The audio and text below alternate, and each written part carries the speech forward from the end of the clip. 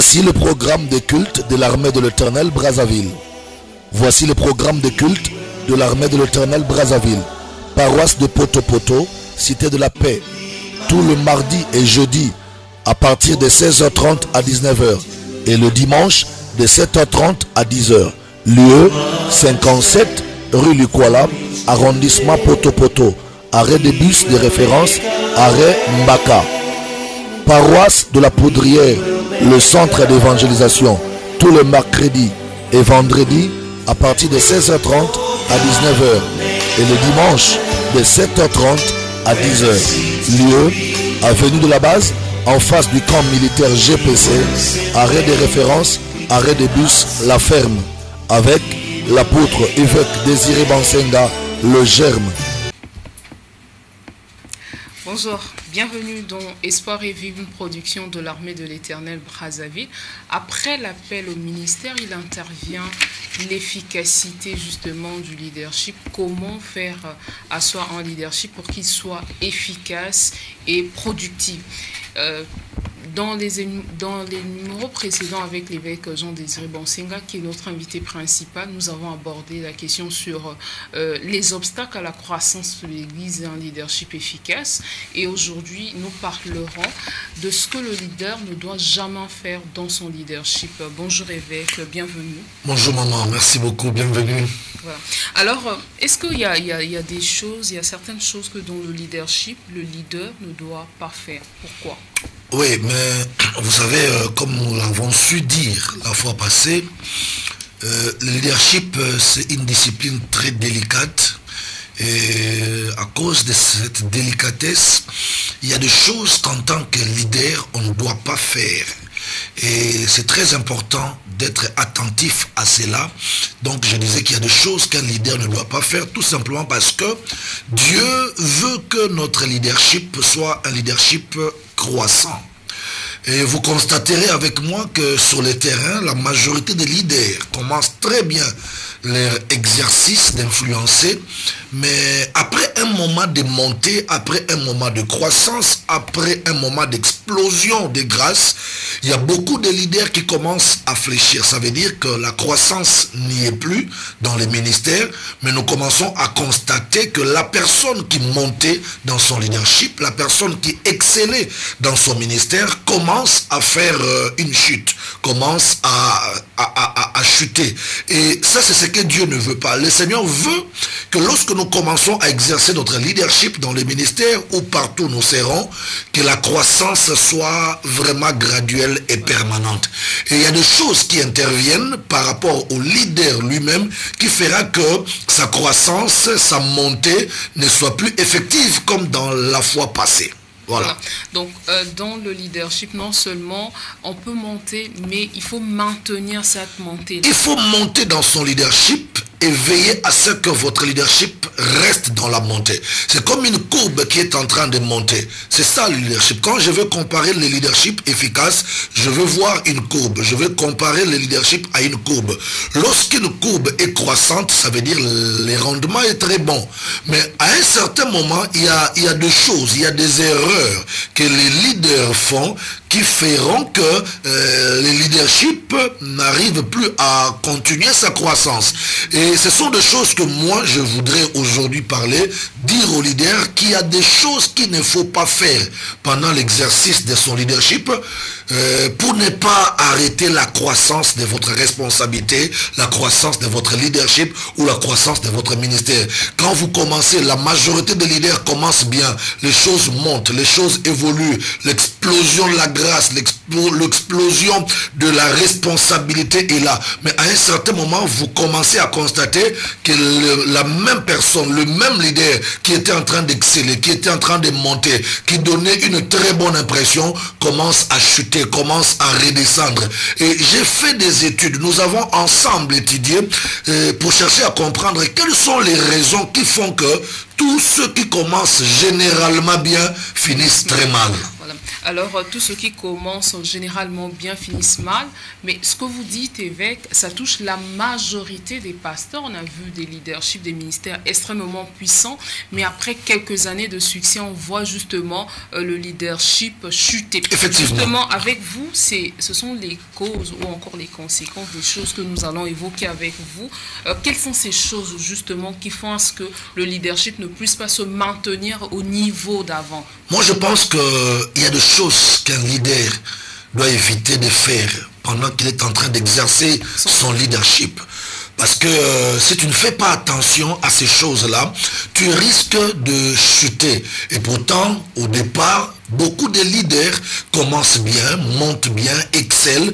Vous voyez vraiment que la personne vient de commencer son travail, il vient de commencer sa responsabilité, il vient de commencer son ministère, les choses évoluent bien, tout le monde parle de lui, les gens l'apprécient, les gens acclament. Mais la crainte, c'est que la majorité de ceux-là qui ont bien commencé, arrivés quelque part, commettent des erreurs qui font que les choses ne soient plus comme elles étaient auparavant. Et c'est pourquoi moi je voudrais aujourd'hui apporter quelque chose pour dire aux leaders qu'il y a des choses qu'il ne faut pas faire dans l'exercice de son leadership. Quelles sont ces choses justement? La première chose qu'il faut éviter de faire lorsqu'on est leader, il faut éviter, n'est-ce pas, d'arrêter de grandir. C'est-à-dire, il ne faut pas arrêter de grandir. C'est-à-dire, il a derrière lui des gens, il conduit des gens, il est en train de prêcher justement, il exerce son ministère, mais comment un leader peut arrêter de grandir? Oui, un leader ne doit pas arrêter de grandir. C'est un danger lorsque un leader arrête de grandir. Quand je voudrais parler de grandir ou de la croissance, je voudrais vous rappeler dans Luc au chapitre 2, le verset 52. Et cette parole de Luc chapitre 2, verset 52, parle du Seigneur Jésus-Christ. La Bible dit que l'enfant Jésus, l'enfant Jésus croissait en stature, en grâce et en sagesse. On nous parle de Jésus, n'est-ce pas, qui respectait sa croissance, qui grandissait. On dit il y a la croissance de Jésus à 3 niveaux. Le premier niveau de la croissance de Jésus, c'est la croissance en stature. Ça veut dire son corps grandissait, il grandissait en âge. Ça, c'est la croissance en stature. Mais on dit que au-delà de la croissance en stature, un leader doit aussi croître en grâce et puis il doit aussi croître en sagesse. Mais généralement, qu'est-ce que nous constatons? Nous constatons que lorsqu'un leader vient de commencer sa responsabilité, il commence à exercer son leadership, pour notre cas, il commence à exercer son ministère, vous verrez la personne, quelques temps après, la croissance qu'on constatait en lui, au point de vue de la grâce. Voilà. Au début du ministère, la croissance qu'on voyait en lui, au point de vue de la grâce et au point de vue de la sagesse, on commence à ne plus les retrouver. Vous verrez la personne, il continue à grandir en stature, ça veut dire il continue à grandir en âge, mais la grâce ne grandit plus, la sagesse ne grandit plus. Et pourtant la personne, chaque année, il est en train de fêter son anniversaire, il dit aux gens, ben voilà, Dieu m'a ajouté une année de plus, ah, voilà, j'ai grandi, voilà, j'ai ajouté une année de plus dans mon âge. Il constate que son âge avance, mais les gens qui l'écoutent, les gens qui le voient travailler, ne constatent pas que la grâce de Dieu en lui grandit. Et ça, c'est un danger lorsqu'on grandit en stature, lorsqu'on grandit physiquement, lorsqu'on grandit en âge et qu'on arrête de grandir dans la grâce. C'est un danger extraordinaire. Justement, évêque, vous évoquez les différents types de croissance que la Bible est en train de parler, en stature, en grâce et en sagesse. Nous savons que l'homme de Dieu, il exerce un ministère de la parole et de la prière. Ouais. Lorsque vous faites allusion, arrêtez de croire dans la grâce, vous parlez exactement de quoi? C'est-à-dire le message qui devient statique, le message qui n'évolue plus, il est dans les mêmes choses, voilà. Il n'évolue plus dans la révélation. Lorsqu'on parle de la grâce de Dieu dans un leader, on voit le message que Dieu lui a donné, on voit le don spirituel que Dieu lui a donné. D'autres ont des dons de guérison, d'autres ont des dons de révélation. Bref, chaque leader a un message et puis chaque leader a une grâce, un don spirituel, un charisme qui l'accompagne. Alors, qu'est-ce que je veux dire par là? Je vais tout simplement dire que les gens qui t'ont vu l'année passée exercer la grâce, quand ils vont te voir cette année, ils doivent constater que cette grâce a évolué. Voilà. Exactement. Et lorsque la grâce grâce que Dieu vous a donnée, je dis bien, quand je parle de la grâce, je vois le message, je vois l'exercice des dons spirituels, je vois ton style de travail. Lorsque ton message n'évolue pas, lorsque les dons spirituels en toi ne grandissent pas, n'évoluent pas, lorsque même ton style de communiquer n'évolue pas, ça dit que ta grâce s'est arrêtée. Ta grâce n'évolue plus, ta grâce ne grandit pas. Et pourtant, vous remarquerez, beaucoup de personnes continuent à grandir, beaucoup de leaders continuent à grandir dans l'âge, mais la grâce de Dieu en eux ne grandit pas. Vous constaterez, par exemple, il y a 2 ans passés, tu as écouté un leader parler.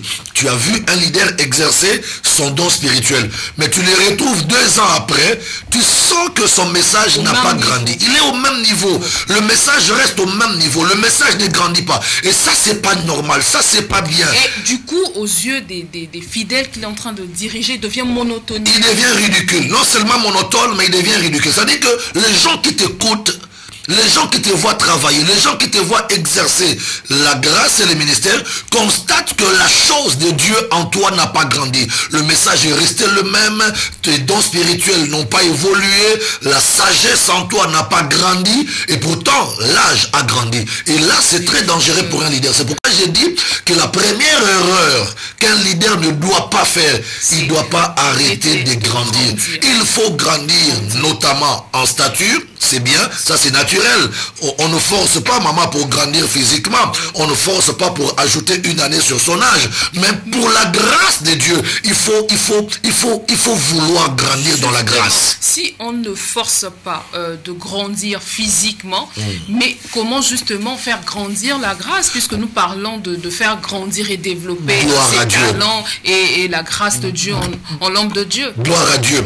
On ne fait pas des efforts pour grandir en âge parce que c'est naturel. Tu dors, tu te réveilles et après 365 jours, Dieu t'ajoute une année de plus. Tu grandis naturellement dans ton physique, dans ta stature. Mais pour grandir dans la grâce de Dieu, il y a un travail à faire. Il y a un travail à faire, c'est-à-dire il faut t'appliquer dans la grâce que Dieu t'a donnée. Il faut exercer la grâce que Dieu t'a donnée. Tu sais, pour que quelqu'un voie sa grâce grandir, il doit s'appliquer dans la grâce. Il faut s'appliquer à l'appel que Dieu t'a donné. Quand on ne s'applique pas à l'appel que Dieu t'a donné, ça veut dire tu ne fais pas des efforts pour étudier, pour améliorer ton message. Tu ne fais pas des efforts pour mûrir tes dons spirituels. Tu ne fais pas des efforts pour augmenter la dimension et la dose de la sagesse de Dieu en toi. Tu vas te retrouver un leader mais qui reste monotone. Au fait, qu'est-ce que je veux dire quand un leader devient monotone? C'est-à-dire que chaque année, les gens qui reviennent t'écouter constatent que tu dis les mêmes choses, le message n'a pas évolué. Tu peux avoir un message, chaque leader a un message, bien sûr. L'autre a un message de prospérité, l'autre a un message de repentance, l'autre a un message de foi. Mais dans la particularité du message que Dieu t'a donné, les gens qui viennent t'écouter chaque année doivent constater que tu as grandi dans ton message. Voilà. Tu n'as pas changé. Tu n'as pas changé de message, mais tu as grandi dans ton message. C'est-à-dire que tu as grandi dans la révélation de ton message. Autrement dit, tu as grandi dans ta façon de communiquer le message que Dieu t'a donné. C'est ça, grandir en grâce. Voilà. Tu as grandi dans ton message, tu as grandi dans ton don spirituel. Et ça nécessite, ça demande un travail, maman Sarah. Il faut travailler pour que ton message grandisse. Il faut t'appliquer à la lecture de la parole de Dieu, à la lecture de littérature chrétienne. Il faut t'appliquer à écouter les autres prédicateurs. Il faut t'appliquer à lire les autres écrivains pour que la chose que Dieu a placée en toi arrive à grandir. C'est comme ça que la Bible dit qu'il faut ajouter à votre foi la connaissance. Donc, la connaissance, ce n'est pas quand tu restes les bras croisés que ta connaissance va augmenter. Tu sais, quand un orateur qui n'a pas la connaissance parle devant toi, tu n'as pas des efforts à faire pour constater que la personne n'a pas la connaissance. On sent du coup qu'il n'a pas la connaissance. Mais quand quelqu'un a travaillé sa connaissance, quand quelqu'un a ajouté à sa foi, à la connaissance, et qu'il commence à parler, il commence à exercer le ministère, vous allez constater que la personne prend du temps pour travailler, n'est-ce pas, la grâce, la chose que Dieu a placée en lui. Voilà. Alors, évêque Jean-Désiré Bonsenga, Espoir et Vie, c'est une émission son de l'édification chrétienne qui aide les hommes de Dieu, les enfants de Dieu également, qui veulent connaître Dieu. Mais l'homme de Dieu a une charge immense, justement. Il est en train de veiller sur les brebis, les accompagner, les encadrer spirituellement. Comment, en même temps, il peut faire aussi le travail sur lui-même, c'est-à-dire évoluer, mûrir, faire grandir toutes les choses, les articles que vous êtes en train, les adjectifs que vous êtes en train de donner sur comment faire grandir sa grâce. Non, mais il faut savoir une chose. Les leaders ne doivent pas s'embrouiller. Même si on est très occupé, un leader, surtout un leader dans les ministères comme nous, on ne doit pas s'embrouiller. Il faudrait savoir quelle est l'activité principale d'un leader chrétien. L'activité principale d'un leader chrétien, autrement dit, l'activité principale d'un pasteur tel que je suis, c'est d'abord la méditation de la parole de Dieu et la prière. Les restes là, suivis, encadrement des brebis, enseigner à l'église, ça vient après. Parce que je ne serai pas efficace pendant que je suis en train de faire, pendant que je suis en train d'enseigner les autres, je ne serai pas efficace en suivant les autres si je n'ai pas pris moi-même le temps, n'est-ce pas, de méditer la parole de Dieu. L'outil principal qu'un leader chrétien, qu'un ministre de Dieu doit utiliser pour suivre les autres brebis, pour enseigner les autres brebis, l'outil principal que nous détenons, c'est la parole de Dieu. Mais cette parole doit être aiguisée, doit être affûtée. Voyez-vous, tu ne peux pas aller vouloir encadrer les autres avec un outil que tu n'as pas affûté, avec un outil que tu n'as pas aiguisé.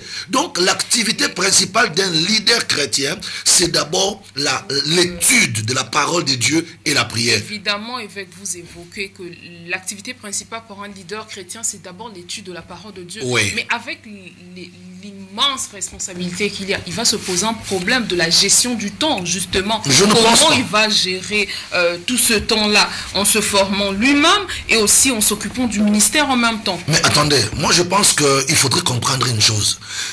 Ce que les leaders doivent comprendre, c'est que tu ne seras pas efficace en encadrant les autres si toi-même tu t'es pas préparé. Et la préparation d'un leader chrétien, c'est d'abord l'étude de la parole de Dieu. Parce que c'est avec la connaissance de la parole de Dieu que j'irai encadrer les autres, que j'irai enseigner les autres. Et quand je ne me prépare pas, je n'étudie pas la parole de Dieu, je veux vouloir encadrer les autres, mais je serai ridicule parce que je n'aurai pas la matière suffisante pour apporter la solution aux problèmes des autres. Donc moi je crois que nous les leaders chrétiens, nous ne devons pas nous embrouiller. L'activité principale, avant d'autres, c'est d'abord l'étude de la parole de Dieu et la prière. Maintenant, quand je me suis assuré que ma parole a été bien étudiée et que j'ai pris mon temps de parler avec Dieu dans la prière, je peux maintenant sortir pour aller vouloir aider, soutenir, encadrer les autres.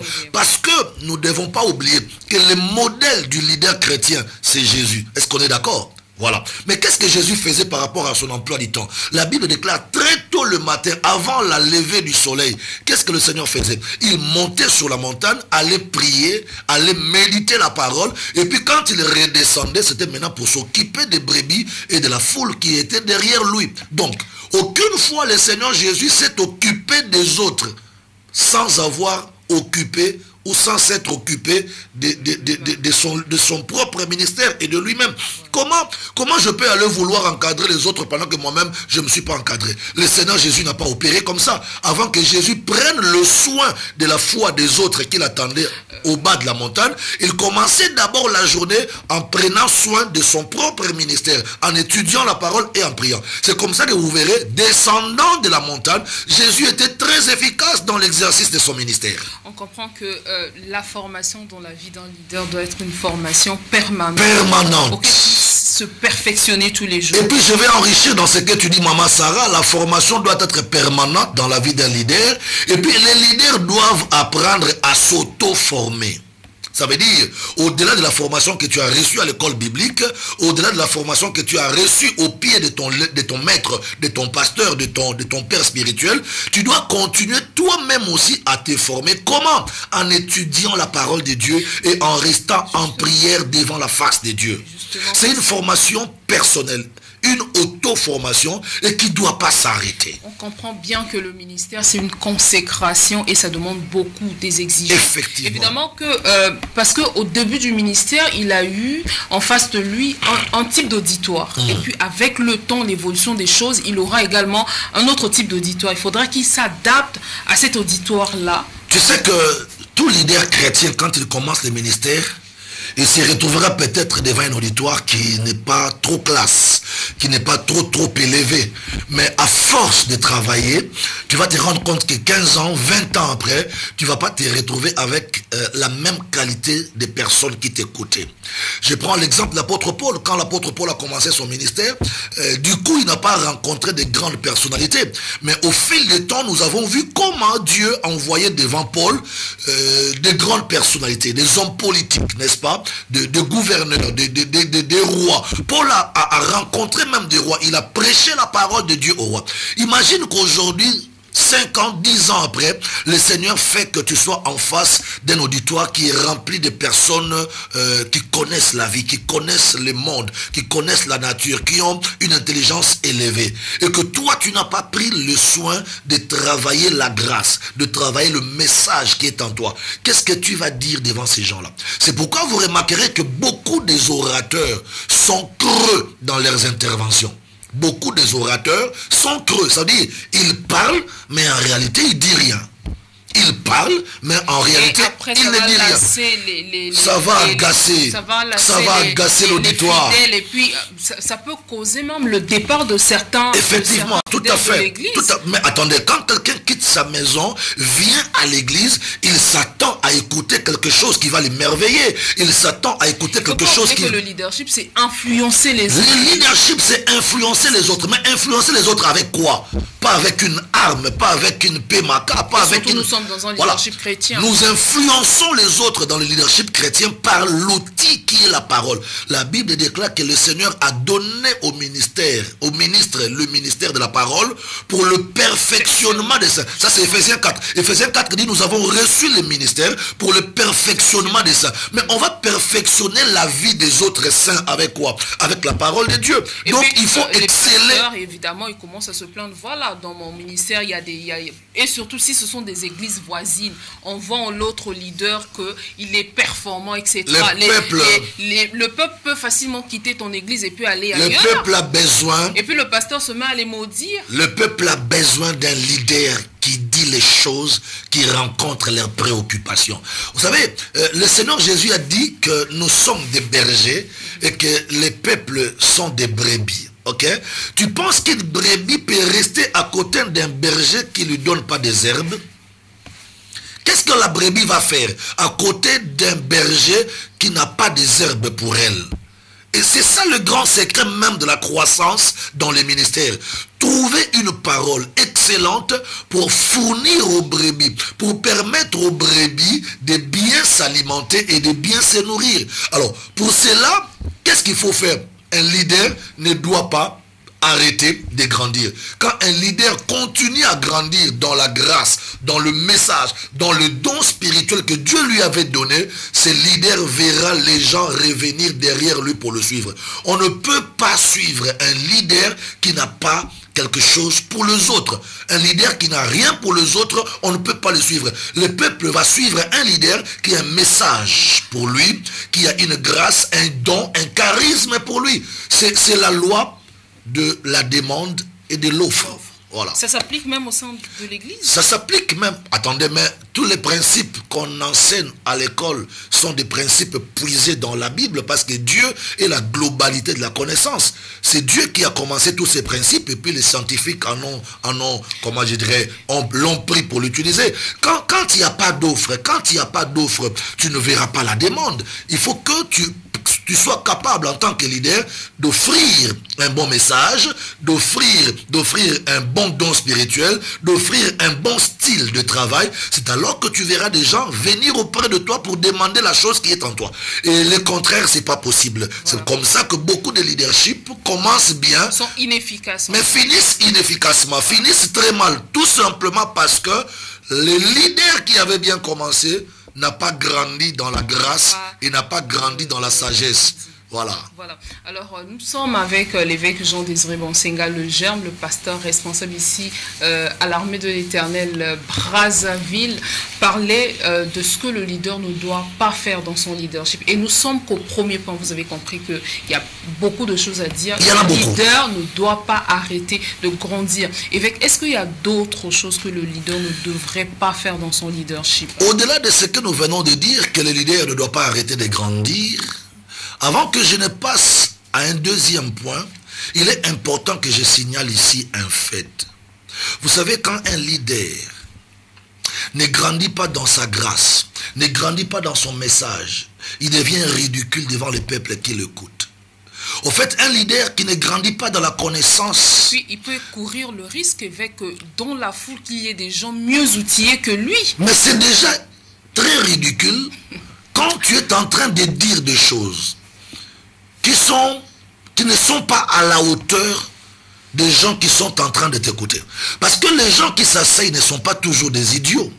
Et certaines personnes qui s'asseyent pour nous écouter ne sont pas des ignorants. Mais certaines personnes qui viennent nous écouter juste parce qu'ils veulent comparer ce que lui connaît par rapport à ce que toi tu connais. Alors c'est très ridicule, j'étais en train de dire, de se retrouver devant un auditoire parmi les gens ou dans lequel il y a des gens qui connaissent plus que toi les leaders. Voyez-vous, c'est comme un papa qui se déshabille devant ses enfants. C'est une honte.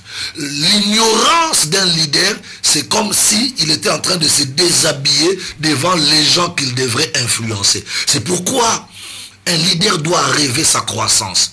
La croissance en grâce et la croissance en sagesse. Un leader qui ne grandit pas en grâce et en sagesse, c'est un leader ridicule. C'est un leader qui finira dans la honte.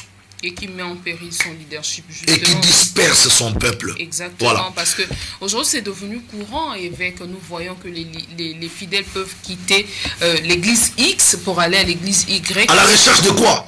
Il faut se poser des questions. Ils vont chercher quoi ailleurs? Tous ces exodes-là, toutes ces migrations des fidèles d'église en église, ils vont chercher quoi? Ils vont chercher l'entretien, c'est tout. Ils vont chercher un message qui va rencontrer leurs préoccupations. Ils vont chercher des dons spirituels, des grâces qui pourront apporter des solutions à leurs problèmes. C'est pourquoi moi j'étais en train de dire, nous devons grandir. Non seulement en stature, mais on doit grandir comme l'enfant Jésus, en grâce et en sagesse. Grandir en grâce veut dire grandir dans ton message, grandir dans ton don spirituel. Bien aimé, vous savez, quand on est leader, il faut à un certain moment s'asseoir soi-même et regarder ce qu'on est en train de faire. Tu dois être capable en tant que leader de critiquer ton propre travail. Tu te dis, mais si moi j'étais fidèle et que je m'asseyais dans la foule en train d'écouter un orateur, voilà, est-ce que je serais à l'aise ici? Est-ce que je persévérerais dans ces lieux? Est-ce que je continuerai à demeurer ici? Et quand on n'est pas capable de se renoncer, de s'auto-critiquer, la croissance en grâce, en message que Dieu t'a donné ne sera pas possible. Il n'y a pas que la croissance en grâce, maman Sarah, il y a aussi la croissance en sagesse. Oui, parce que Dieu peut te rendre puissant, Dieu peut te oindre, Dieu peut te donner des dons spirituels extraordinaires. Mais lorsque les dons spirituels, lorsque la grâce que Dieu t'a donnée n'est pas encadrée par la haute sagesse, ta grâce devient un poison. Oui, une grâce qui n'est pas encadrée par la haute sagesse, cette grâce devient un poison. Ce qui signifie que les grâces et les dons spirituels doivent forcément être accompagnés par la haute sagesse. La haute sagesse, je prends un exemple. Élie était un homme de Dieu très loin, n'est-ce pas? Dieu était derrière les paroles d'Élie pour l'accomplir. Mais regarde, un jour Élie Parce qu'il était en colère, il a manqué de sagesse. Les enfants sont sortis pour commencer à se moquer de lui. Monte chauve, monte chauve, monte chauve. Et Élie, sous sa colère, il va perdre son contrôle et va relâcher la sagesse. Il maudit ses enfants. Et les enfants sont morts sur place parce que des bêtes féroces sont sorties, je ne sais pas moi d'où, pour dévorer ses enfants. Voilà. Vous pensez que si vous étiez dans cet environnement, vous allez applaudir pour le prophète Élie? Donc l'onction nous rend puissants. L'onction nous rend capable de ordonner, de commander dans le monde des esprits. Mais une onction qui n'est pas encadrée par la sagesse de Dieu devient un poison. C'est comme ça que vous remarquerez, beaucoup de gens commencent des ministères avec beaucoup d'onction, beaucoup de miracles, beaucoup de grâces, beaucoup de spectacles d'onction. Mais vous remarquerez que ces ministères ne continuera pas longtemps. Pourquoi? Parce que l'onction, la puissance, la grâce était là, mais il n'y a pas eu la sagesse. La sagesse n'était pas là. La sagesse n'a pas accompagné la puissance que Dieu vous a donnée. Et c'est comme ça que mon pasteur dit souvent, une onction sans sagesse est un désastre. Voilà, là, ce sont les paroles sages du voilà. Sonic After Rockman. Alors, évêque, vous avez ouvert la parenthèse de Élie qui va maudire les enfants parce que les enfants se moquaient évidemment de lui. Ouais. Ça, on ramène un peu le contexte d'Élie aujourd'hui dans les églises. Le pasteur, évidemment, il a beaucoup d'enfants, il est entouré. Même, il y a des gens, même dans la nation, qui se moquent de son ministère, qui se moquent de lui. Oui. Quelle devait être son attitude, justement? La sagesse, carrément, c'est tout. La sagesse. En fait, la sagesse, c'est quoi? La sagesse, c'est comprendre les choses comme Dieu. Et la sagesse, c'est faire comme Dieu veut que nous fassions. C'est ça la sagesse. La sagesse, c'est comprendre les choses comme Dieu. La sagesse, c'est agir comme Dieu agit lui-même. C'est ça la sagesse. Ne définissez pas la sagesse autrement. La sagesse, c'est comprendre comme Dieu comprend et agir comme Dieu agissait lui-même. Vous savez, quand il vous arrive une situation et que vous voulez agir par la sagesse, pose-toi d'abord la question. Par rapport à cette situation qui m'arrive, si Dieu descendait lui-même et voulait agir à ma place, comment Dieu se comporterait? Quand on veut se comporter comme Dieu, c'est ça la sagesse. Justement. Et quand on veut comprendre les choses comme Dieu, c'est ça la sagesse. Et il est très important qu'on grandisse, non seulement en stature, donc physiquement, mais on doit aussi grandir en grâce et en sagesse. Quand je parle de la grâce, je vois dans la grâce tout un package. Ça veut dire message, don spirituel, onction, charisme. Grandissez dans ces choses, c'est mieux, c'est bien. Mais ne vous arrêtez pas seulement à la croissance dans la grâce. Cherchez, recherchez, aspirez aussi la croissance en sagesse. C'est très important. Maman Sarah, je vais te dire une chose, ça va étonner les téléspectateurs. Je vais vous dire qu'il y a des églises qui grandissent ici sous le soleil, dont le pasteur n'a pas de grâce extraordinaire. Vous ne voyez pas de guérison dans son église. Vous ne voyez pas de miracles spectaculaires dans son église. Mais les gens viennent nombreux l'écouter seulement parce qu'il a grandi dans la sagesse. Et la sagesse, c'est un aspect que beaucoup de leaders chrétiens d'aujourd'hui négligent. Justement, les gens minimisent la sagesse. Les leaders charismatiques, vous vous appuyez plus sur les charismes, sur les dons spirituels, sur le message puissant et l'aspect sagesse, justement, dans les ministères. On nous voit. Non, mais moi, je vais dire quelque chose. Je vais demander pardon en avance. La sagesse vaut mieux que le charisme. La sagesse vaut mieux que ces choses. Parce qu'il y a des œuvres, il y a des églises, il y a des ministères, il y a des leaderships qui ont réussi sous le soleil, sans guérison, sans miracle. Mais la sagesse a fait que les gens retrouvent la solution à leurs problèmes. Quand je suis en train de parler de ces choses, je voudrais vous faire rappeler, vous faire remarquer un fait. Regardez, le roi Salomon, le ministère de Salomon, si je peux parler comme ça, le ministère de Salomon était capable d'attirer les âmes depuis l'Éthiopie jusqu'en Israël. C'était à cause d'un miracle? C'était à cause d'une guérison? C'était à cause de quoi? C'était à cause de la sagesse de Dieu qui agissait, qui opérait en lui. Ça veut dire en clair... La sagesse vaut mieux que tout. Justement, il ne faut pas négliger la sagesse dans l'exercice de son ministère. Voilà. Alors rapidement, on va passer au deuxième point. Des choses que dans le leadership, le leader ne doit pas faire. La deuxième chose qu'un leader ne doit pas faire dans son leadership, c'est qu'un leader ne doit pas perdre la passion de son ministère. Ça, c'est très important. Un leader ne doit pas perdre la passion dans son ministère. Ça veut dire, il faudrait que lorsque Dieu t'appelle au ministère, en train d'exercer ton leadership, tu constates que la meilleure chose que tu peux avoir sur la terre, c'est ton appel et ton ministère. Et ça, c'est très important. Il faudrait que le ministère que tu es en train d'exercer, le leadership que tu es en train d'exercer, devienne pour toi une passion. Lorsque ton leadership ne te passionne plus, ne t'absorbe plus, et que d'autres choses commencent à t'absorber, c'est déjà un échec. Tu n'iras pas loin. À te faire plaisir, à prendre, à occuper ton cœur, à attirer ton cœur que ton ministère, ça devient un problème. Un problème parce que autre chose ne peut pas absorber ton cœur plus que ton leadership, plus que ton ministère. L'homme de Dieu appelé à vie à exercer le ministère, comment justement entretenir cette flamme du ministère quotidiennement dans son cœur? Moi, je voudrais ici vous faire constater un fait. Tu sais, pour bien parler de la passion, je voudrais parler du mariage entre un homme et une femme. Tu sais que lorsque deux personnes se rencontrent et se décident de vivre ensemble dans le lien du mariage, il y a toujours un grand feu au départ, une grande flamme qui attire l'homme vers la femme et vice versa. Mais ça arrive à un moment où, parce que tu as fait 5 ans, 10 ans avec cette femme-là, l'émotion que tu avais au départ, tu n'en trouves plus dans ton cœur. Mais c'est pas pour autant qu'il faut dire à la femme, repartez chez vous. Ou c'est pas pour autant qu'il faut dire à ton mari, je ne veux plus de toi, je rentre chez mes parents. Non. Qu'est-ce qu'il faut faire? Il faudrait maintenant commencer à poser des actes qui vont commencer à nourrir votre passion d'amour.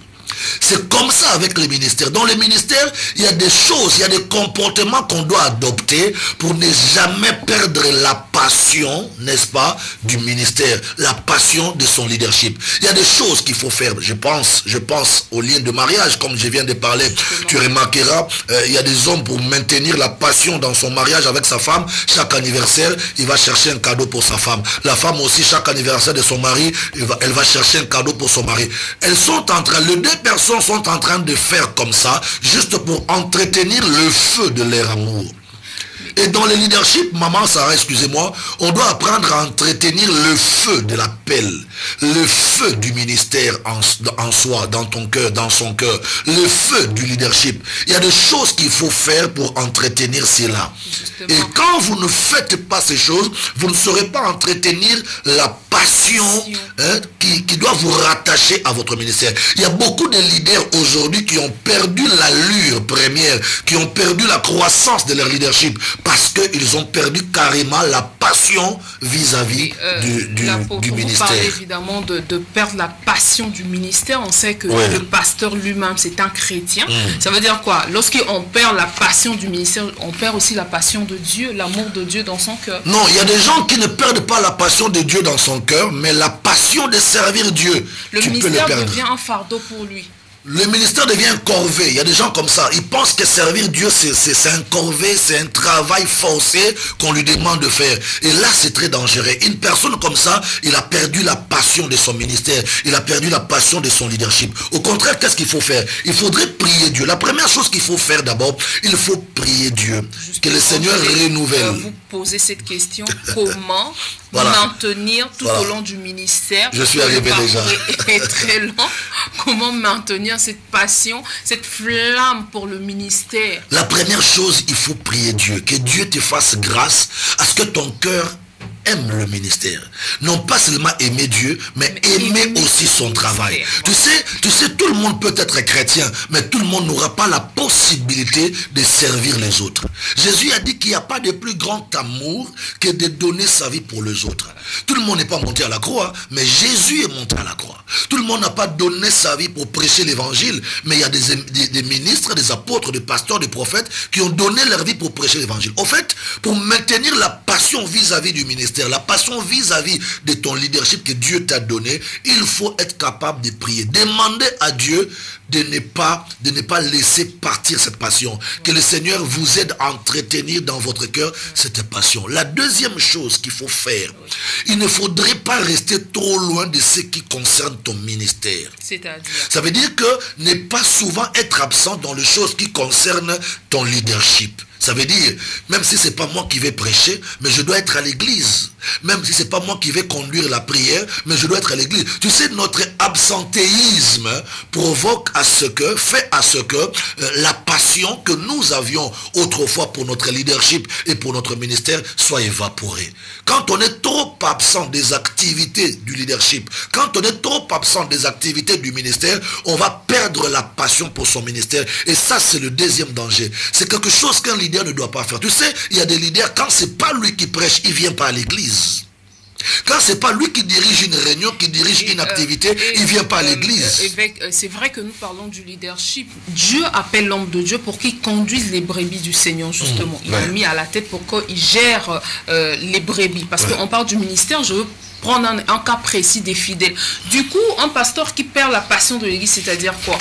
Prêcher même pour les fidèles devient intolérant, il commence à voir les erreurs dans la vie. Non, il commence des fidèles. Voilà, je vais te dire, je vais être brutal, excusez-moi, je vais être brutal.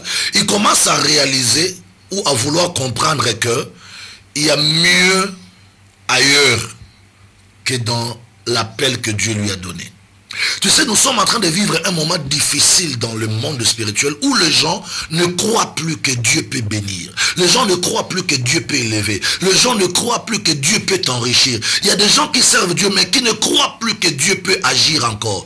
Tu peux lui prendre un verset de la Bible pour dire que voilà, Dieu a fait ceci pour tel. Il te dira oui, il a fait ça, mais aujourd'hui, ce temps-là, il révolue. Mais l'attitude d'un tel pasteur qui, en secret, évidemment, il vit sa vie chrétienne, tout ça en secret, les fidèles ne voient que les conséquences. Quelle est son attitude justement devant l'auditoire des enfants de Dieu qu'il est en train de diriger? Quelqu'un qui a perdu la passion du ministère. Il peut dire les choses qui sont écrites dans la parole de Dieu, mais lui-même n'a pas la conviction en ces choses. Il ne croit plus en cela. C'est-à-dire, il pense qu'il peut gagner sa vie ailleurs que dans son ministère. Il y a des gens comme ça qui pensent qu'il peut gagner sa vie ailleurs dans son commerce, dans ses business, dans ses affaires que dans l'appel que Dieu lui a donné. Il y a même des gens qui pensent qu'il peut gagner mieux sa vie dans la tricherie, dans la magouille, dans la falsification que dans l'appel que Dieu lui a donné. Et quand quelqu'un ne croit plus que c'est Dieu qui t'a confié le leadership, c'est Dieu qui t'a appelé au ministère, quand tu ne crois plus que c'est Dieu là peut te prendre en charge, il peut te bénir, alors ta passion ne sera plus dans ton appel, ta passion ne sera plus dans le ministère que tu exerces, tu auras maintenant ta passion dans d'autres choses. C'est là où tu remarqueras des leaders qui s'absentent longtemps et il part se débrouiller dans ses affaires, il va se débrouiller dans son commerce à Dubaï, il fait 2 mois à Dubaï, il fait 3 mois à Dubaï, il fait 6 mois ailleurs, il ne pense pas que... Et cela va impacter aussi les fidèles, justement, évêque Jean-Désiré. Est-ce que ça va impacter, l'œuvre de Dieu, la psychologie des fidèles? Tout à fait, l'œuvre de Dieu c'est comme un champ. Quand tu fais un champ, tu sèmes le blé dans ton champ, tu ne dois pas être loin de ton champ parce que de temps en temps, il faut revenir enlever les mauvaises herbes. Il ne faut pas oublier que dans l'exercice du ministère, c'est lui le modèle que Dieu a placé devant les fidèles. Et quand tu as un champ, tu n'es pas fréquemment, régulièrement présent pour enlever les mauvaises herbes, crois-moi, 3 mois après ou 6 mois après, quand tu reviendras dans ton champ, tu ne trouveras pas la bonne production. Pourquoi? Parce que quand tu es passé, tu as sémé les blés, mais le malin ne tardera pas à venir s'aimer l'ivraie. Et c'est là où l'œuvre, les fidèles, comme tu viens de dire, où l'église commence à se détruire. Pourquoi? Parce que toi, tu trouves ta passion ailleurs que dans le ministère, que dans l'œuvre que Dieu t'a confiée. Tu ne crois plus que l'œuvre là peut te bénir. Tu ne crois plus que Dieu peut te prendre en charge via l'œuvre que tu diriges. Tu ne crois pas que Dieu peut t'enrichir via que l'œuvre que tu diriges. C'est comme ça qu'à tout le temps, à tout moment, ton cœur, ta passion, ton esprit est dans d'autres choses que dans le leadership que tu devrais exercer dans ton ministère. Puisque l'homme de Dieu qui est appelé à prêcher la foi et justement à prêcher les miracles aux enfants de Dieu, à construire leur foi, lui-même il ne croit plus aux miracles, est-ce qu'il sera prêt dans cet état-là à faire des compromis même dans le ministère? C'est par là que les compromis arrivent dans la vie de beaucoup de leaders.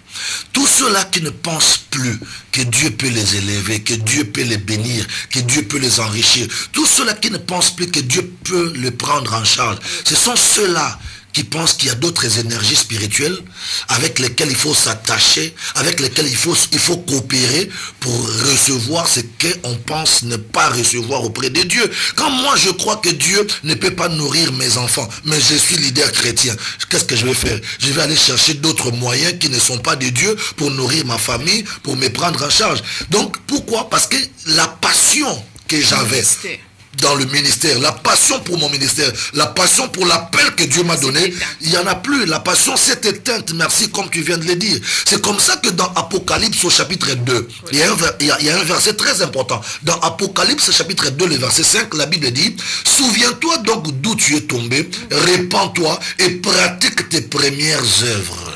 Mais ce verset, justement, lorsque les pasteurs ils l'utilisent plus pour les brebis et non pour eux-mêmes. Non. Moi, je veux pas qu'on parle comme ça. Moi, je veux tout simplement que les gens qui nous écoutent comprennent que chacun de nous doit revenir à son premier amour pour Dieu. Reviens dans ta passion que tu avais pour Dieu. Reviens dans ta passion que tu avais pour ton ministère. Reviens dans ta passion que tu avais pour ton leadership. Crois que Jésus-Christ n'a pas changé. Crois que Jésus-Christ est le même hier, aujourd'hui et éternellement. S'il a pris la vie d'Abraham en charge, il a pris la vie d'Isaac, de Jacob en charge, il peut aussi nous prendre en charge, nous les leaders d'aujourd'hui. S'il a pris la vie du prophète Élie en charge, il peut aussi nous prendre en charge, nous les leaders d'aujourd'hui. Donc la deuxième chose qu'un leader ne doit pas faire, c'est de perdre la passion, de perdre le premier amour. Autrement dit, ne perdez pas votre premier amour en Dieu, ne perdez pas, voilà, ne perdez pas votre passion pour le ministère que Dieu vous a confié, ne perdez pas la passion pour le leadership que Dieu vous a donné. Voilà, justement, évêque, on va évoluer dans les choses que le leader ne doit pas faire dans son leadership, parce que ces choses, justement, fragilisent le leadership et font arrêter l'huile, justement, dans la vie de l'homme de Dieu. Est-ce qu'il y a d'autres, parce qu'on court justement derrière le temps, il y a d'autres choses que le leader chrétien, surtout puisqu'il s'agit de lui, bien que le leadership soit un domaine assez vaste qui touche les autres domaines de la société? Est-ce qu'il y a des choses... La troisième chose qu'un leader chrétien ne doit pas faire, il ne doit pas arrêter d'écouter. Un leader chrétien ne doit pas arrêter d'écouter. Quand on est leader chrétien, il faut se donner la peine d'écouter. Quand je parle d'écouter, un leader chrétien doit d'abord écouter Dieu, et puis écouter les hommes et les femmes que Dieu a mis autour de toi. Voyez-vous, parce que Dieu, s'il ne parle pas lui-même, il peut parler au travers des gens qui nous entourent. Déjà, Maman Sarah, il est important que je signale ici que la Bible dit dans Job que Dieu parle tantôt d'une manière, tantôt d'une autre. Mais ce sont les hommes que nous sommes qui ne faisons pas attention. Mais Dieu parle. S'il ne parle pas par une vision, s'il ne parle pas par une prophétie, s'il ne parle pas par une prédication à l'église, par un enseignement à l'église, Dieu peut te parler par quelqu'un qui est à tes côtés. Dieu peut te parler par ton collaborateur, leader. Dieu peut te parler par ta femme, leader. Dieu peut te parler par ton mari. Dieu peut te parler par ton caméraman. Dieu peut te parler par la vieille maman qui prie chez toi, qui est fatiguée, de qui tu crois rien recevoir. Il y a l'entourage qui est là. Ça veut dire qu'un leader, ça touche aussi la capacité d'écoute, justement, ça touche au caractère, c'est-à-dire à l'humilité aussi de l'homme de Dieu. Comment il va écouter quelqu'un qui n'a pas la même grâce que lui, quelqu'un qui n'a pas le même ministère que lui, quelqu'un que, selon lui, n'a pas le même niveau spirituel que lui. Comment il va écouter? Tu as évoqué quelque chose de très important. Quand tu dis la capacité d'écouter touche le caractère du leader. Donc un leader chrétien doit avoir ce bon caractère de Jésus, dans lequel il y a l'aspect qu'on appelle l'aspect humilité.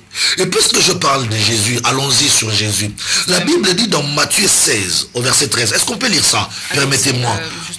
Je suis un apôtre, j'aime bien rester dans les Écritures. Matthieu chapitre 16. C'est la pensée de ceux qui nous écoutent. Voilà. Par rapport à ce que nous sommes en train de dire, il y a des références bibliques. Très important. Dans Matthieu 16, par exemple, je vais te montrer quelque chose, un comportement, un caractère de Jésus, n'est-ce pas, qui va nous aider. Dans Matthieu 16, au verset 13, la Bible dit ceci. La Bible dit, Jésus étant arrivé dans le territoire de Césarée de Philippe, demanda à ses disciples, qui dit-on que je suis, moi? le Fils de l'homme? Ils répondirent, les uns disent que tu es Jean-Baptiste, les autres disent que tu es Élie, les autres Jérémie ou l'un des prophètes. Et vous, leur dit-il, qui dites-vous que je suis? Simon-Pierre répondit, tu es le Christ, le Fils de Dieu vivant. Jésus reprenant la parole et lui dit, tu es heureux, Simon, fils de Jonas, car ce ne sont ni la chair et le sang qui t'ont révélé ces choses, mais c'est mon Père qui est dans le cieux. Voilà. Ici, la première chose, maman Sarah, excusez-moi, la première chose que je voudrais faire comprendre à nos auditeurs ici, c'est que Jésus n'était pas n'importe qui. Attends, j'ai bien conjugué. Jésus n'est pas n'importe qui. Jésus est Dieu. Voilà. Mais déjà en ces temps-là, pendant qu'il marchait dans la Galilée en Israël, Jésus en tant que Dieu reçoit la capacité, ou si vous voulez, libère en lui la capacité d'écouter les gens qui ne sont pas dans le même statut que lui. Alors qu'il savait très bien ce qu'il était. Il savait ce qu'il était et il savait qui il était. Il dit aux apôtres qui sont inférieurs à lui, dites-moi vous qui êtes avec moi, qu'est-ce que les gens disent que je suis? Je voudrais écouter un peu ce que les gens pensent de moi. Et chacun commençait à dire, non, mais tu es ceci, on dit que tu es ceci, il paraît que tu es ceci. Alors après, il leur dit, bon, vous-même, dites-moi, selon vous, je suis qui? Quel est ce leader aujourd'hui qui peut s'asseoir et demander aux gens qui l'entourent de lui dire des choses qu'il peut écouter pour rectifier son ministère? Tu sais quoi? Tu sais quoi, maman? Après, le leader va se mettre à sanctionner les collaborateurs. Imaginez dans une réunion que les collaborateurs... C'est question de caractère, disent, maman. Papa, il y a telle chose dans le ministère qui ne marche pas, mais après le leader va se mettre à les sanctionner. C'est comme tu as dit, c'est question de caractère. Ça n'a enlevé rien en Jésus de donner la parole à ses collaborateurs, à ses fils, aux gens qui l'entourent, pour qu'on lui dise qu'est-ce qu'il pensait qu'il était. Et tu sais, cette conversation a aidé les ministères de Jésus. Je l'ai dit devant les théologiens, je crois qu'un théologien va me rappeler par mon numéro WhatsApp pour qu'on en discute. Lorsque les disciples de Jésus ont commencé à dire à Jésus, il paraît que toi, les gens disent que tu es Jérémie, les autres disent que tu es Josué, les autres disent que tu es Élie, les autres disent que tu es ceci, tu es cela. Déjà Jésus a compris que par les paroles des gens qui l'entouraient, les gens d'Israël et de ces contrées-là ne le connaissaient pas bien. Justement. Donc c'est ce jour-là que Jésus a compris que je suis en train de prêcher, je fais des miracles, mais très peu me connaissent en tant que Messie, fils de Dieu. Ça permet aussi à Jésus. C'est comme ça. C'est comme ça que Jésus était déçu. Il dit, mais si les gens d'Israël disent que je suis Jérémie, je suis Josué, je suis Élie, alors vous qui êtes avec moi, qu'est-ce que vous dites que je suis? Les disciples qui sont avec Jésus commencent aussi à déconner. Chacun disait, tu es ceci, tu es cela, tu es ceci. Et Jésus disait, non, c'est faux, je ne suis pas tout ce que vous dites. C'est un seul, l'apôtre Pierre, qui va prendre la parole pour dire à Jésus, moi je sais que tu n'es pas tout ce que les gens disent que tu es, mais je sais que tu es le Messie, le Fils de Dieu vivant. Jésus dit à Pierre, il dit, c'est pas possible. Tu es le seul qui a compris ce que je suis. C'est pourquoi je vais te donner les clés. Et la Bible regarde, la Bible dit, quand vous suivez le texte en bas, la Bible nous montre que après cette conversation, Jésus va commencer maintenant à se révéler publiquement. C'est-à-dire Jésus a changé sa stratégie d'exercer le ministère. Pourquoi? Parce qu'il a pris le temps d'écouter les autres. Ce qu'il a écouté des apôtres et des disciples lui ont permis d'améliorer sa façon de communiquer. Il a amélioré sa façon de communiquer, mais dans cette conversation, il s'est rendu compte même ses propres disciples ne le connaissaient pas. Connaissaient pas. Ça veut dire que dans le leadership, le leader n'intime pas seulement les ordres, il ne donne pas seulement les ordres, c'est pas que lui qui parle, il doit aussi écouter l'entourage qui est tout autour de lui, parce que Dieu l'a appelé, évidemment, il est encadré pour qu'il ne commette pas les erreurs dans son leadership. Dieu nous parle aussi par les gens qui nous entourent. Les grands prophète Moïse, Dieu l'a parlé par Jéthro. Et pourtant Jéthro n'était pas serviteur de Dieu. Jéthro était serviteur d'un Dieu étranger. Mais par la bouche de Jéthro, Dieu a parlé à Moïse. Et Moïse pouvait se dire orgueilleux, je ne vais pas écouter Jéthro. Moi je parle avec les vrais dieux. Pourquoi je vais écouter Jéthro? Mais quand Moïse a pris le temps d'écouter les conseils de Jéthro, Moïse a changé sa façon d'opérer dans les ministères. Si le ministère de Moïse était devenu très efficace, c'est parce qu'il a écouté ce que Jéthro lui avait dit. Il y a beaucoup d'autres leaders comme ça dans la Bible qui ont laissé les autres parler Et ils ont écouté. Allons-y parler, par exemple, l'âne a parlé devant le prophète. Il dit au prophète, tu ne dois pas avancer, tu ne dois pas évoluer. L'âne lui a dit, je ne peux pas avancer, je ne peux pas évoluer parce que devant moi, je vois un ange puissant avec une épée en main. Le prophète dit à l'âne, avance parce qu'on doit aller là où moi je veux qu'on arrive. L'âne va parler pour dire au prophète, il dit, mais tout le temps je te conduis, je t'ai jamais boudé, j'ai jamais refusé tes instructions. Mais aujourd'hui je veux que tu m'écoutes, que devant moi, il n'y a pas d'issue, il n'y a pas de chemin. Donc Dieu peut utiliser tout être vivant pour nous parler. Dieu peut utiliser un fou pour te parler. Dieu peut utiliser ton enfant pour te parler. Dieu peut utiliser ton ami pour te parler. Dieu peut utiliser tes assistants pour te parler. Dieu peut utiliser ta femme pour te parler.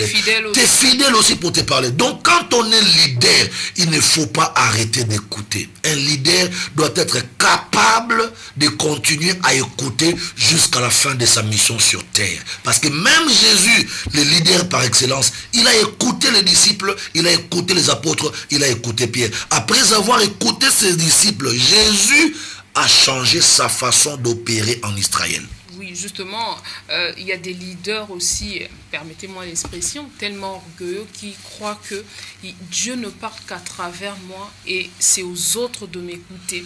Et c'est un danger justement pour un leader parce qu'il ne connaît pas tout. Il vit dans un environnement, il y a des choses qui se passent justement, il ne connaît pas tout. Il est contraint d'écouter les collaborateurs et même les fidèles, même le plus dernier des fidèles dans l'église, il faut écouter tout le monde. Dieu peut utiliser tout le monde pour nous parler. Même un animal, Dieu peut l'utiliser pour nous parler. Et il est Dieu, il agit comme ça. Il peut utiliser tout le monde pour nous parler. Donc dire que moi je ne peux pas écouter quelqu'un d'autre parce que moi-même je parle déjà avec Dieu, c'est vraiment une erreur grave. Moïse parlait avec Dieu. Dieu parlait à Moïse face à face, mais cela n'a pas empêché à Moïse d'écouter Dieu par Jéthro. Jésus lui-même était Dieu, mais cela n'a pas empêché Jésus à écouter ses disciples et ses collaborateurs. Et même quand je suis leader par la grâce de Dieu. Ok? Ce n'est pas ma connaissance qui fait de moi un leader sur les autres. Ce n'est pas mes acquis qui fait de moi un leader sur les autres. C'est la grâce de Dieu qui fait de moi un leader sur les autres. Et si Dieu, par sa grâce, veut me parler par X ou par Y ou par Z, je bénis Dieu et je dis gloire à Dieu. Mais justement, dans le leadership, lorsque surtout les proches collaborateurs du leader, lorsqu'ils se rendent compte que le leader n'aime pas écouter, ils deviennent des oui-wistes justement. Tout ce que le leader dit est bon pour eux, ils ne recadrent pas, ils ne conseillent pas, ils n'orientent pas, ils ne critiquent pas, ils ne font qu'accompagner. Quand les gens constatent que vous ne les écoutez pas, ils vont se laisser entre vos mains. Ils vont vous accompagner dans tout ce que vous voulez. En bien ou en mal, ils vont vous accompagner. Et quand on est leader et qu'on n'est pas capable d'écouter les autres, on est en train de démotiver les autres à travailler avec vous. Voyez-vous, quand tu ne sais pas écouter quelqu'un qui marche avec toi, tu le démotives. Quand tu ne sais pas prêter attention, donner ton attention à ce que celui qui vit avec toi dit, tu es en train de le décourager. Il sera là physiquement, mais dans son esprit, il n'est pas avec toi. Il dit, bon, ben nous sommes là parce qu'il veut que nous soyons là, mais malheureusement... C'est aussi inutile. Inutile. Et quand quelqu'un se sent inutile, voilà, il se désengage. Il est là physiquement, mais il ne fait plus rien. Pourquoi? Parce qu'il sait que tout ce qu'on peut dire ici, tout conseil qu'on peut apporter ne changera rien du tout. Le veto ne vient que de lui. Tout à fait. Justement. Et bien qu'on va évoluer, il y a d'autres erreurs, d'autres faits que le leader ne doit pas commettre dans son leadership. Il y a une quatrième erreur qu'un leader ne doit pas faire. C'est quand un leader commence à se sentir satisfait de lui-même. C'est-à-dire? Oui, quand on devient satisfait, c'est-à-dire que quand on pense que je n'ai pas besoin de dépendre de quelqu'un, je n'ai pas besoin de l'apport de quelqu'un, je n'ai pas besoin d'associer qui que ce soit. Là, le leader devient... Je n'ai pas besoin des autres grâce voilà, au ministère. Il se sent suffisant lui-même. C'est très dangereux. J'aimerais qu'on lise dans 2 Corinthiens chapitre 3, 2 Corinthiens chapitre 3, quand on commence à croire que on est capable de tout seul sans les autres, alors ça c'est une erreur très grave et c'est des choses qu'un leader ne doit pas faire.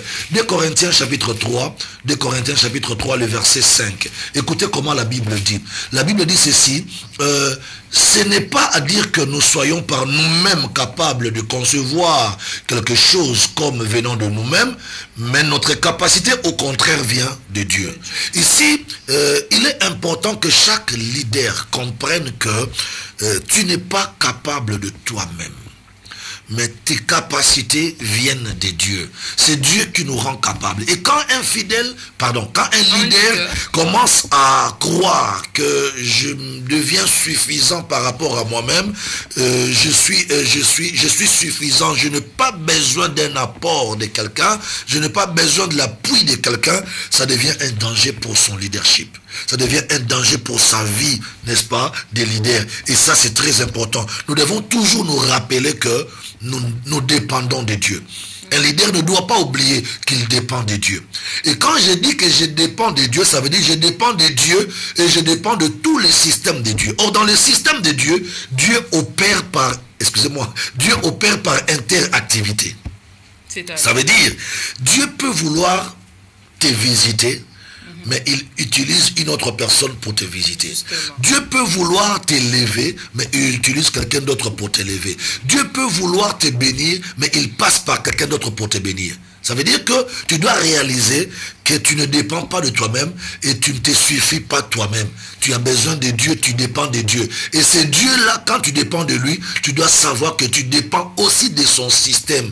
Parce que Dieu peut relever quelqu'un que par quelqu'un d'autre. Dieu peut bénir quelqu'un que par quelqu'un d'autre. Lorsque vous évoquez le système, justement, il s'agit de quel système? Parce que un système qui est comment? Le système de Dieu, c'est un système de diversité d'opérations. Il opère tout seul, mais par plusieurs personnes. Voyez-vous, j'ai donné un exemple ici. J'ai dit que si Dieu veut te bénir, tu n'as pas besoin de voir Dieu lui-même devant toi. Il peut utiliser ton voisin pour te bénir. Dieu peut utiliser ton voisin pour te donner un emploi. Dieu peut utiliser ta voisine pour te donner un marché. Dieu peut utiliser un autre ministère pour booster ton ministère.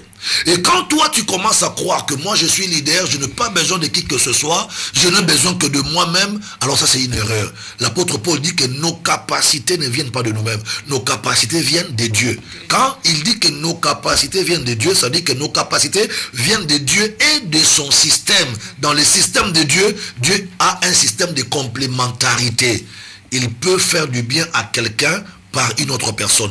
Il peut relever quelqu'un par une autre personne. Il peut bénir quelqu'un par une autre personne. C'est comme ça que Dieu opère. Et quand tu commences à croire que je n'ai pas besoin d'un ministère d'autres personnes, je n'ai pas besoin de la grâce de quelqu'un d'autre, je n'ai pas besoin de la connaissance de quelqu'un d'autre, ça, c'est une erreur. Un leader ne doit pas arrêter de compter sur Dieu et de dépendre de Dieu. Tu sais qu'il y a des leaders qui ne s'inspirent même pas de ce que les autres font. Qui n'écoutent pas le message des autres. Non, il y a des leaders comme ça qui n'écoutent pas les prédications des autres, qui n'écoutent pas les enseignements des autres. En plus, qui ne donnent pas sa chair aussi aux autres pasteurs. Qui ne donnent pas sa chair aux autres leaders, qui ne lisent pas aussi les livres des autres écrivains. Il s'est dit, moi, je n'ai pas besoin de lire. J'ai même été choqué. J'ai été choqué un jour sur Facebook. J'ai vu un leader qui est en train de dire que tu n'as pas besoin d'aller te faire former dans un autre ministère ou auprès de notre ministre parce que le Saint-Esprit t'a déjà formé. J'ai crié ce jour-là dans mon bureau, au secours. Attendez, n'est-ce pas que le grand Moïse s'est fait former par Jéthro? Le grand Moïse a appris chez Pharaon. Alors toi, tu es plus grand que Moïse aujourd'hui pour ne pas aller apprendre à côté de notre ministre de Dieu ou auprès de notre ministère. Ce même Saint-Esprit a déposé les choses que toi, tu n'as pas chez les autres. Mais le Saint-Esprit a besoin des enveloppes pour enseigner, pour apprendre. Quand le Saint-Esprit veut m'apprendre, par exemple, je prends un exemple. Quand le Saint-Esprit veut m'apprendre l'eschatologie, le Saint-Esprit va prendre l'enveloppe d'un autre ministre de Dieu pour commencer à m'enseigner l'eschatologie. Les ministères sont complémentaires. Les grâces et les ministères sont complémentaires. Et quand quelqu'un dit qu'il ne dépend pas de Dieu et qu'il ne dépend pas des systèmes de Dieu, ça veut dire il se comporte déjà comme un vice-dieu. Et ça, c'est ridicule. Des gens qui pensent qu'ils n'ont besoin de personne, ils n'ont besoin d'aucun ministère des autres, ils n'ont pas besoin de notre ministre de Dieu, ils n'ont pas besoin d'écouter les autres. Quand les autres parlent, il n'a pas besoin d'écouter. Quand tu lui proposes la brochure d'un autre écrivain chrétien, il ne veut pas lire. Il est là pour critiquer, pour sous-estimer, pour minimiser tout ce que les autres font comme travail. Il se dit que c'est moi qui fais mieux, c'est moi qui connais tout, je suis au-dessus de tout le monde. Ça, c'est une erreur qu'un leader ne doit pas faire. Quand un leader croit comme ça, tu sais, pendant longtemps, les Américains croyaient qu'ils étaient plus que les Chinois. C'était une erreur que les Américains ont fait. Pendant longtemps, les Américains croyaient qu'ils étaient plus que les Chinois. Or, ils ne savaient pas que tout prochain champion se prépare toujours en secret. Pendant que toi, tu crois que tu es le meilleur de tous, le plus grand de tous, les connaisseurs plus que tous, tu ne sais pas que quelque part dans un bureau, dans une retraite, dans une forêt, quelqu'un est en train de se faire former, quelqu'un est en train d'apprendre, et quand il va surgir, ça sera compliqué. Justement, en plus, cette attitude évêque, c'est l'attitude justement des orgueilleux, et c'est pas une bonne attitude pour les leaders chrétiens, surtout parce que notre modèle dans le leadership, c'est Christ. Il faut avoir le même sentiment que Christ avait. Christ a compris que quand il est venu sur son territoire, il y avait un prophète qui l'a précédé. Il s'appelait Jean-Baptiste. Et Christ n'a pas refusé d'aller vers Jean-Baptiste pour lui dire, je viens me faire baptiser par toi pour me conformer à la volonté actuelle de Dieu. Et Jésus lui-même savait qu'il ne pouvait pas commencer son leadership sans passer par le baptême de Jean-Baptiste. Et pourtant Jésus savait qu'il est Dieu. Il savait que c'est lui Dieu sur terre. Mais il n'a pas passé outre les mesures que Dieu avait établies en ces temps-là. Pour vous prendre au mot au système de Dieu. Et c'est Jean-Baptiste après qui va lui-même dire que non, toi tu es plus que moi. Laissez les autres dire qu'ils sont, que toi tu es plus que eux. Laissez les autres reconnaître votre grandeur. Laissez les autres dire que tu connais plus que eux. Ce n'est pas à toi de le dire parce que nous sommes tous complémentaires. Que, on se dit connaît plus que l'autre. Est-ce que dans un ministère on connaît plus que l'autre alors que à chacun des ministères de Dieu, Dieu donne la grâce selon la mesure justement. Si on connaissait tout seul, Dieu n'allait pas susciter d'autres ministres de Dieu. L'apôtre Paul dit nous connaissons en partie et nous prophétisons en partie. Si Dieu a suscité beaucoup de ministres et de ministères, c'est parce que Dieu a placé en chacun d'eux une portion de la divinité, une portion de fait à ce que vous soyez un voilà. corps, et quand nous serons un corps, nous serons plus efficaces. Maintenant, je dis maintenant, lorsqu'un leader ne veut pas croire au corps, ne veut pas croire à l'interdépendance qui doit exister dans un corps, c'est une erreur grave que ce ministre, que ce leader est en train de courir. Il va mal finir. Oui, il va mal finir. Il arrive à ce que même dans l'évangélisation, dans les tracts, aux autres fidèles disent que non, j'appartiens déjà à une église, alors que ça n'empêche pas aux fidèles d'aller parce qu'ils ont reçu peut-être les instructions de leur pasteur de ne pas aller dans d'autres églises pour écouter la parole. Est-ce que si je peux écouter un autre prédicateur, ça veut dire que j'ai quitté mon pasteur? Est-ce que ça veut dire que j'ai quitté mon église? Non.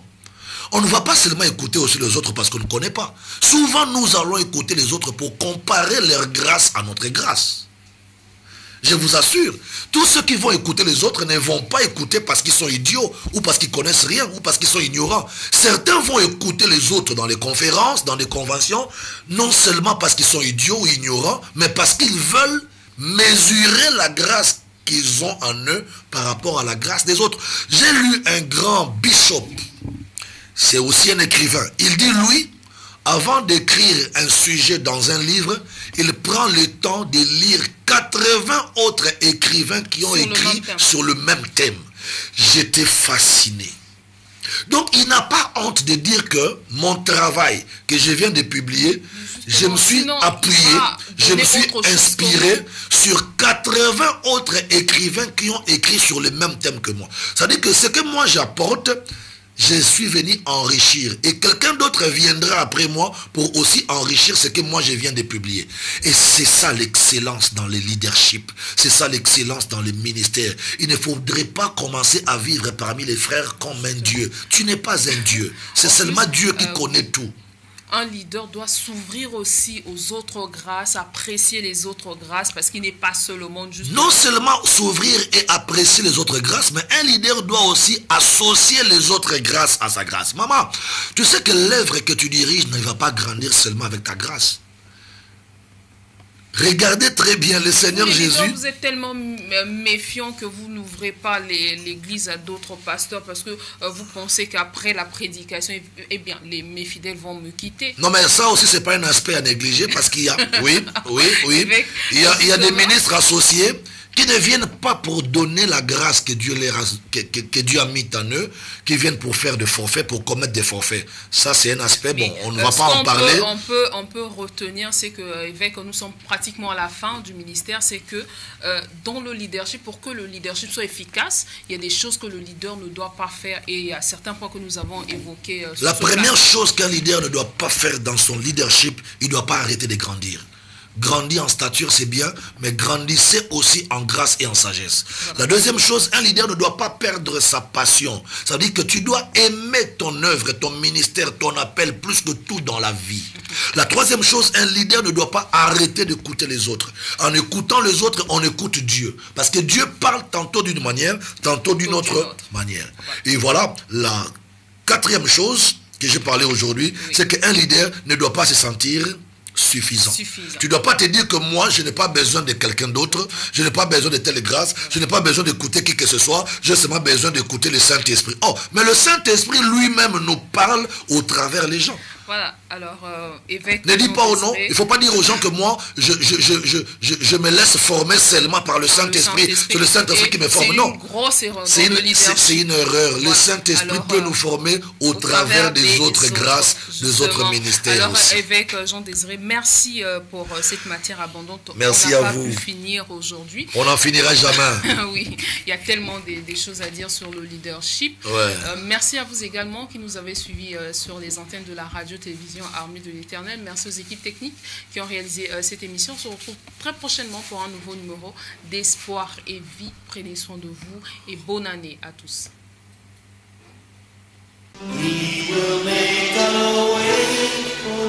Voici le programme de culte de l'Armée de l'Éternel Brazzaville. Voici le programme de culte de l'Armée de l'Éternel Brazzaville. Paroisse de Poto-Poto, Cité de la Paix. Tout le mardi et jeudi à partir de 16h30 à 19h. Et le dimanche de 7h30 à 10h. Lieu 57 rue Lukwala, arrondissement Poto-Poto. Arrêt de bus de référence, arrêt Mbaka. Paroisse de la Poudrière, le centre d'évangélisation, tous les mercredis et vendredis à partir de 16h30 à 19h. Et le dimanche de 7h30 à 10h. Lieu, avenue de la Base, en face du camp militaire GPC, arrêt de référence, arrêt de bus La Ferme, avec l'apôtre évêque Désiré Bansenga, le germe